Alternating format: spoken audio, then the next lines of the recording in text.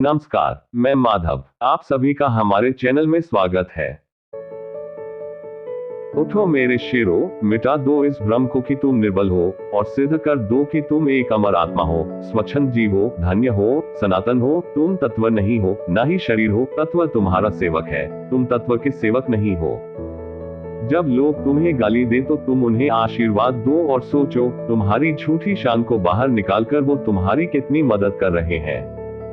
उठो, निडर बनो, मजबूत बनो, सारी जिम्मेदारी अपने कंधों पर ले लो, और जान लो कि तुम अपने भाग्य के निर्माता खुद ही हो। आप जो भी ताकत और सहायता चाहते हैं, वह आपके भीतर है। एक नायक बनो और सदैव खुद से कहो, मुझे कोई डर नहीं है, जैसा मैं सोच सकता हूँ वैसा जीवन में जी भी सकता हूँ।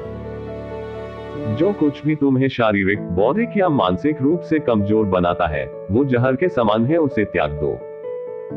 शक्ति ही जीवन है, दुर्बलता ही मृत्यु है। विस्तार ही जीवन है, संकुचन ही मृत्यु है। प्रेम ही जीवन है, घृणा ही मृत्यु है। जब भी आपके हृदय और मस्तिष्क के बीच संघर्ष हो, हमेशा अपने हृदय का अनुसरण करो।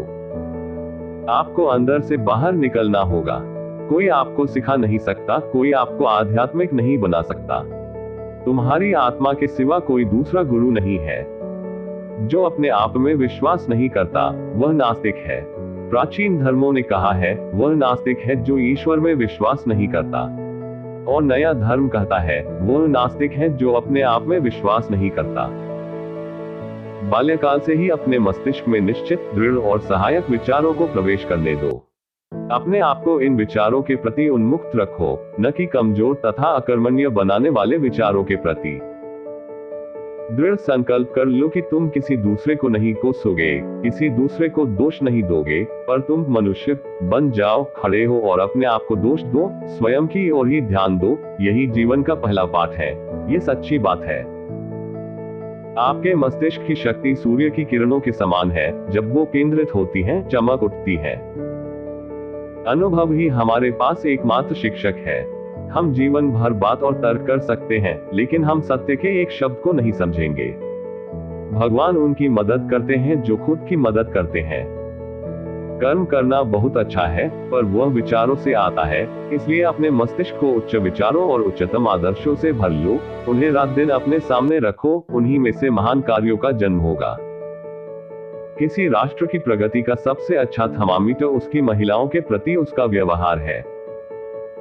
यह एक बड़ी सच्चाई है। शक्ति ही जीवन और कमजोरी ही मृत्यु है। शक्ति परम सुख है, अजर अमर जीवन है। कमजोरी कभी न हटने वाला बोझ और यंत्रणा है, कमजोरी ही मृत्यु है। जब मैंने भगवान से शक्ति मांगी तो उन्होंने मुझे कठिन परिस्थितियों में डाल दिया। जो आग हमें गर्म करती है, वह हमें भस्म भी कर सकती है, और यह आग का दोष नहीं है। जब कोई विचार विशेष रूप से दिमाग पर कब्जा कर लेता है, तो यह वास्तविक शारीरिक या मानसिक स्थिति में बदल जाता है। जब मनुष्य इंद्रियों के वश में होता है, वह संसार का है, और जब उसने इंद्रियों को वश में कर लिया हो तो संसार उसका है। हम वही हैं जो हमारे विचारों ने हमें बनाया है, इसलिए इस बात का ध्यान रखें कि आप क्या सोचते हैं। शब्द गौण है, विचार रहते हैं, वे दूर यात्रा करते हैं। दुनिया एक महान व्यायामशाला है जहां हम खुद को मजबूत बनाने के लिए आते हैं। रुपये के बिना एक आदमी गरीब नहीं है, लेकिन एक आदमी सपने और महत्वाकांक्षा के बिना वास्तव में गरीब है। इच्छा शक्ति ही सबसे अधिक बलवती है।